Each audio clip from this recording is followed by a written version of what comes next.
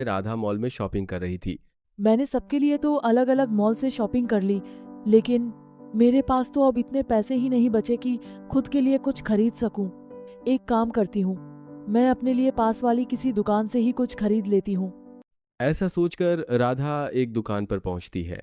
हाँ बताइए बहन जी, क्या दिखाऊं आपको? जी, मुझे वो लाल रंग वाली साड़ी दिखाइए। वैसे वो साड़ी कितने की है? ज़्यादा महंगी नहीं है मैडम, बस 5,000 की है। क्या? 5,000? मेरे पास पैसे तो हैं, लेकिन अगर ये साड़ी ले ली तो फिर बचत कैसे करूंगी? राधा अभी यह सोच ही रही थी, तभी उसकी नज़र पास वाली दुकान पर पड़ी। वह वैसी ही, लेकिन थोड़ी अलग और कम कीमत वाली साड़ी टंगी थी। अरे, उस दुकान में भी तो बिल्कुल ऐसी ही साड़ी है, थोड़ी अलग है, पर काम तो चल ही जाएगा और दाम भी कम लग रहे हैं। एक काम करती हूँ, वहीं से खरीद लेती हूँ। यह सोचकर वह दूसरी दुकान से कम दाम में साड़ी खरीद लेती है। इसी तरह वह अपनी बाकी चीजों के साथ भी कंजूसी करती है, पर इस चक्कर में उसे काफी देर हो जाती है।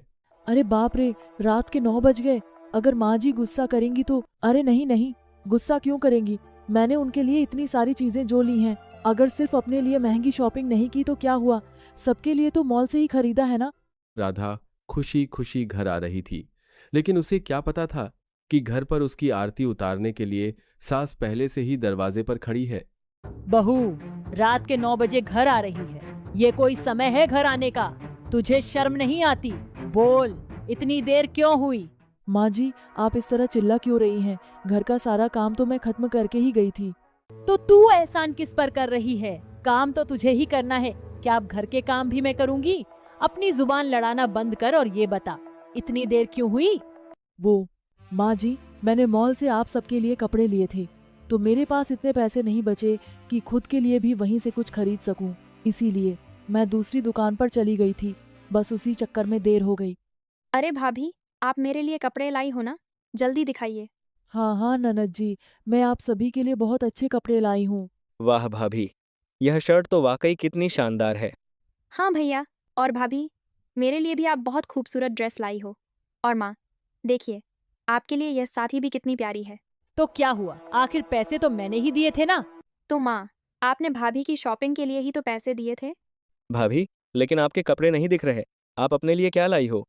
हाँ भैया, पिछली बार भी भाभी अपने लिए कुछ नहीं लाई थी। अरे नहीं, लाई हूँ ना, ये देखो। राधा जैसे ही अपनी साड़ी दिखाती है और ननद उसे हाथ में लेती है, तभी साड़ी का कोना अचानक फट जाता है। अरे, ये क्या है भाभी? आपने हमारे लिए तो इतने ब्रांडेड कपड़े खरीदे, लेकिन ये साही, ये तो मुझे किसी सस्ती दुकान की लग रही है। देखिए, छूते ही फट गई। राधा हर बार ऐसा ही करती थी। वह खुद के लिए हमेशा समझौता करती और सास, ननद और देवर के लिए दिल खोलकर शॉपिंग करती। समय बीतता गया और एक दिन क्या भाभी, मुझे यह खाना बिल्कुल पसंद नहीं है। अरे कोई बात नहीं ननद जी, मैं अभी आपके लिए दूसरा खाना बना देती हूँ। नहीं भाभी, रहने दीजिए, मैं कॉलेज में ही कुछ खा लूंगी। नहीं नहीं, आप रुकिए, मैं अभी आपके लिए कुछ और झटपट बनाकर लाती हूँ। राधा तुरंत किचन में जाकर मैगी बनाती है और अपनी ननद को खिलाती है। इसी तरह दिन बीतते रहे। एक दिन राधा तैयार हो रही थी, तभी ननद कमरे में आती है। अरे वाह, क्या बात है भाभी, आज इतना सज धज कर कहाँ जाने की तैयारी है? वो ननद जी, आज मेरी बेस्ट फ्रेंड की शादी है, बस वहीं जा रही हूँ। राधा तैयार होकर जैसे ही नीचे आती है, तभी सास की कगक आवाज गूंजती है। बहू, कहाँ जाने की तैयारी हो रही है? वो माँ जी, मैं अपनी सहेली की शादी में जा रही थी। कहीं नहीं जाना, पहले मेरे लिए चाय बना कर ला। और हाँ, आज मेरी कुछ सहेलियां आने वाली हैं, तो उनके लिए खाना कौन बनाएगा? ठीक है माँ जी, एक काम करती हूँ, मैं चाय और खाना बनाकर फिर चली जाऊंगी। इतना कहकर भारी मन से राधा रसोई में चली जाती है। वह जल्दी जल्दी सारा खाना बनाती है और डाइनिंग टेबल पर सजा देती है। तभी वहां सुमित्रा की सहेलियां आ जाती हैं। ओह, सुमित्रा बहन, आज तो बहुत गर्मी हो रही है। हमारा तो शरीर पसीने से तरबतर हो गया है। राधा, वहाँ खड़ी खड़ी क्या देख रही है? जा जल्दी से सबके लिए ठंडा पानी लेकर आ। जी माँ जी, अभी लाती हूँ। राधा भागकर सभी के लिए पानी लाती है। पानी पीने के बाद चलिए बहनों, अब खाना खा लेते हैं। नहीं सुमित्रा, अभी भूख नहीं है। इतनी गर्मी में तो बस कुछ ठंडा मिल जाए। तो फिर इस गर्मी में ठंडा ठंडा जूस मंगवाती हूँ। राधा, जा और जल्दी से सबके लिए ताजा जूस बना कर ला। अरे माँ, भाभी को देर हो रही है, उन्हें अपनी सहेली की शादी में जाना है ना। अरे तो शादी इसकी थोड़ी ना है, चली जाएगी बाद में। लेकिन माँ, उनकी बेस्ट फ्रेंड की शादी है। भाभी के पास अब तक कितने ही फोन आ चुके हैं। तो क्या हुआ, शादी से ज्यादा इसकी जरूरत यहाँ घर पर है। मेहमानों की खातिरदारी कौन करेगा? शहर के सबसे आलीशान मैरिज गार्डन में रिद्धिमा और राघव की शादी संपन्न हुई। रिद्धिमा के पिता मिस्टर खन्ना ने करोड़ों खर्च किए थे। विदाई के समय रिद्धिमा की सहेली नताशा ने फुसफुसाते हुए कहा, रिद्धिमा, सुना है वहां तो बिजली भी मर्जी से आती है और बाथरूम घर से बाहर होते हैं। तू कैसे रहेगी? रिद्धिमा ने गर्व से अपना डिजाइनर पल्लू संभाला और कहा, नताशा, मैं खन्ना की बेटी हूँ। जहाँ पैर रखूंगी वहाँ शहर बस जाएगा। देखना, मैं उस गांव को भी अपनी उंगलियों पर नचाऊंगी। जब गाड़ी गांव की कच्ची सड़क पर पहुंची तो हिचकोले खाकर रिद्धिमा का सिर चकराने लगा। घर के सामने उतरते ही उसने देखा एक पुराना हवेली जैसा मकान, जिसकी दीवारों से चूना झड़ रहा था। सास सुमित्रा जी ने आरती उतारते हुए कहा, आओ बहू, आज इस चौखट की किस्मत जाग गई। कदम रखो बेटा, तुम्हारी पायल की छनक इस पुराने घर में खुशियां भर देगी। रिद्धिमा ने कलश को ठोकर मारी और चिढ़कर बोली, राघव, क्या हम सच में इसी खंडहर में रहने वाले हैं? देखो इन दीवारों को, यहाँ तो बदबू आ रही है। माँ जी, क्या यहाँ एसी नहीं है? सुमित्रा जी की मुस्कुराहट थोड़ी फीकी पड़ी, पर वे संयम से बोली, बेटा, यहाँ नीम की ठंडी हवा एसी से भी अच्छी चलती है। एक बार रहकर तो देख। रिद्धिमा चिल्लाई, हवा नहीं, मुझे लग्जरी चाहिए। ये घर तो मेरे पापा की गैरेज से भी छोटा है। अगली सुबह रिद्धिमा की नींद गाय के रंभाने से खुली। वह गुस्से में बाहर आई। उसने देखा कि सुमित्रा जी रसोई में जमीन पर बैठकर लकड़ी जला रही थीं। रिद्धिमा ने पूछा, मॉम, ये क्या नरक है? यहाँ कोई कॉफी मशीन क्यों नहीं है? और ये धुआं, क्या आप मुझे मारना चाहती हैं? अरे नहीं बहू, गैस खत्म हो गई है, गाड़ी कल आएगी। यह ले, ताजे दूध की अदरक वाली चाय पी ले, तेरी सारी थकान मिट जाएगी।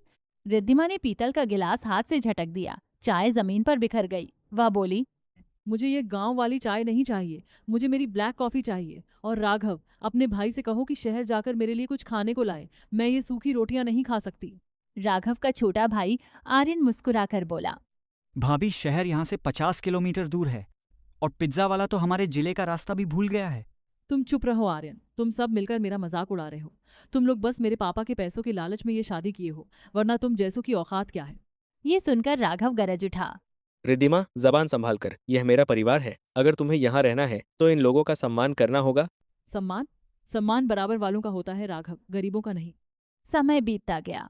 रिद्धिमा ने घर के एक हिस्से को अपने पिता के पैसों से बिल्कुल 5 स्टार होटल जैसा बना लिया। वह उसी कमरे में कैद रहती।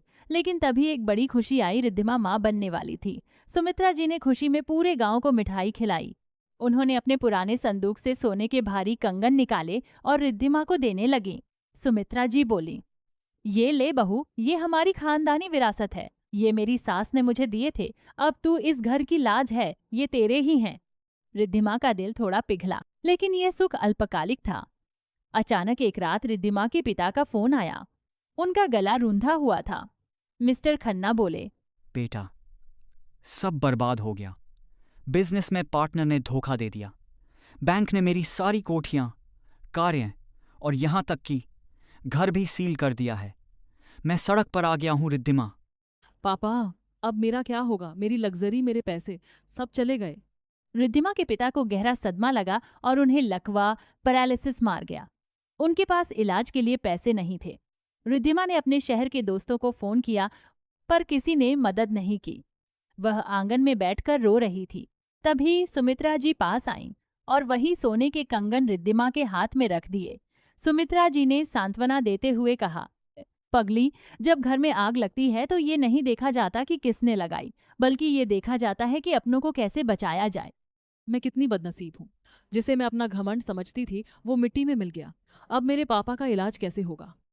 रो मत बेटा, ये कंगन ले जा और अपने बाप का इलाज करवा। ये कंगन सिर्फ गहने नहीं है, ये वक्त पर काम आने वाली ताकत है। लेकिन माँ जी, मैंने आपसे इतनी बदतमीजी की। मैंने आपके घर को खंडहर कहा, आपके खाने का मजाक उड़ाया। आप फिर भी मेरी मदद कर रही हैं।